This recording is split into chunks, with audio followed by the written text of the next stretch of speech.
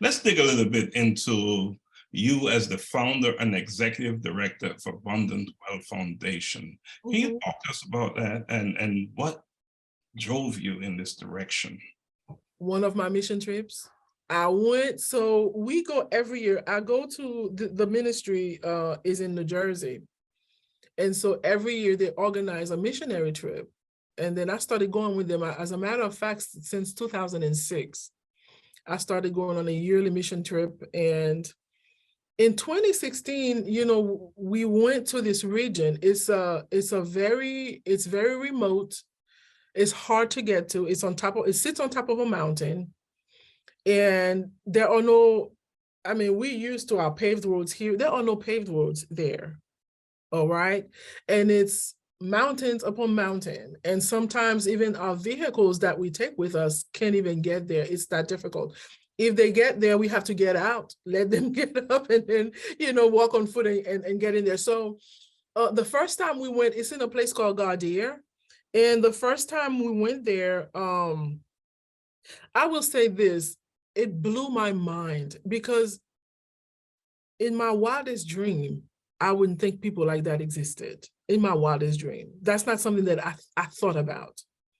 But to actually think that the creator of heaven and earth, consider them so much so, will move people from all over just to go there and bring help to them, bring care to them, bring, sustenance to them. It just blew my mind. And I'm still, every time I go there, because I've been back, 2016, we were back in 2018, 2019, last year, this year again, and we've been going there consistently. And every time I go, it does something to me that, because these are not people that I know. I don't know them. They're not my family. There are some things that you do. You will, lay down your life for your own. These people, they're not my family. However, the connection that I have to the place, the connection that I have to the people, to those children, the connection that I have to, to the state it just blew my mind. So we went there and, ministered to them.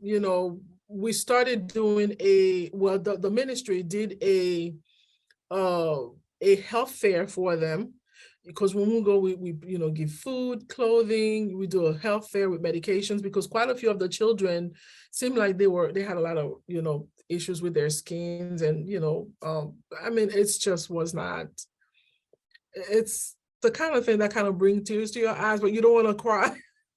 Because at the same time, you don't want them to feel some type of way about, what's going on, with them. Because I'm pretty sure people that are living at a certain standard, they kind of know perhaps that's not the norm. However, they don't know any different or better. And so, so I've had to be, cognizant of that fact that, they probably don't know. And so be respectful of that. And so, then the ministry, so, we kept going. The place where we went, they had a school, but I don't, there's nothing here that I can use to describe, because the wall was made out of something called tiff. It's a type of dirt that it stains you. If you lean on it, because it's not solid, it will fall, okay? And then it will stain your clothes and stuff. So that's what that was made out of. And all these children were crammed up in that place. So the ministry went ahead and they built a school. But then, these are individuals. However, you have children that are coming that are hungry, up to 100 children at some point. Right now, it's probably more. They were coming, but they're coming hungry. They, mom and dad don't really have, to give them on a regular basis. And so when the school started, the school started as a, it's like an open door for them. It's like, wow, heaven opened and manna came down. That's pretty much how they saw it. But then, they were not able to continue with because they just the little primary school, and then the resources are not there. And then a few years back, let me see, I think in 2018 when I went again, it was I mean, I don't even know how to describe it. It was like, there is no way I can continue coming here and not make sure that these children are fed, because they are coming. However, when you listen to some of the complaints as to why mom can't send them, or the complaints as to why mom can't keep them, it all boils down to they can't feed them. And so they are looking at the school as a source, but then there's nothing there. And so the first thing, and then the desire to make sure that not only that they continue, but that that those children, actually can meet their own potentials. And empty bellies don't learn. When your stomach is talking to you, that's the only thing you hear. You really can't hear a professor or a teacher or someone telling you, to sit still for a few minutes, because hey, I'm hungry right now. So that's where that drive started. Then I wanted to build a canteen for them, for the school, so that those children can come in, and that's one thing mom and dad don't have to worry about. That they know, at least for that day, they will have a hot meal. I mean, in our case, it probably be 2 hot meals, breakfast and then lunch, and then send them home. So that's where that started, because it's a lot of children on top of a mountain with very little resources. And that's the area don't even have water.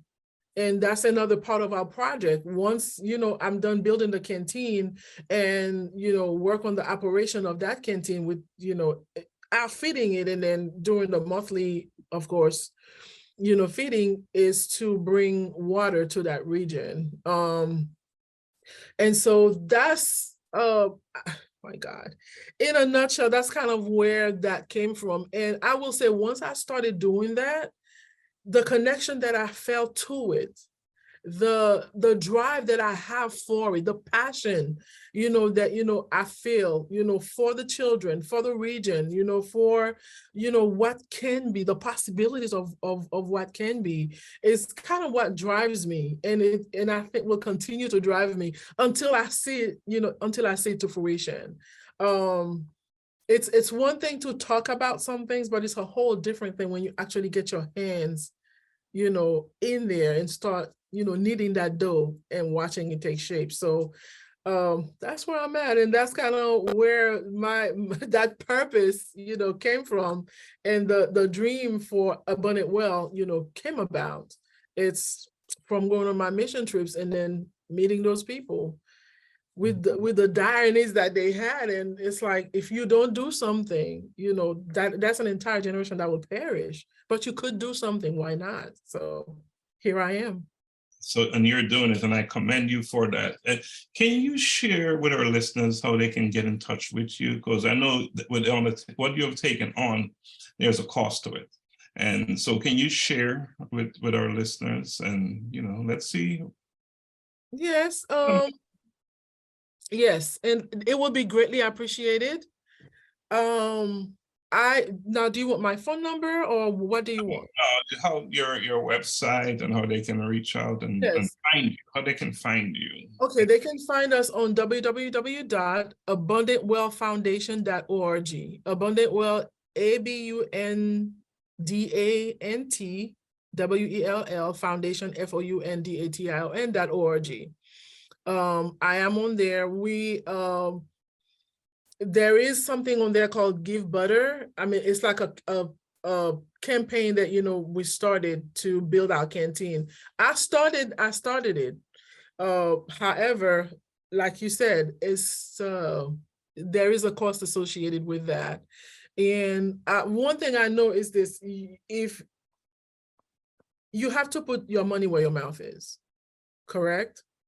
If I'm, hoping or expecting others to give me my stuff, I have to. So I made the first step. We started it, and But I mean, once they go to whoever, once your guests, your visitors, your team, when they go on Abundant Well, they will be able to see everything that we've started doing, and you know, whatever you know, the Lord puts on their hearts, God puts on their heart to contribute, then, you know, hey, by all means, come partner with us and join with us. By all means, because such an undertaking, you know, as I said, carry with it a cost, and there are people out there that want to, you know, just like you, want to make a difference, and they can't do it in a physical way. However, they can certainly donate and are willing to do that.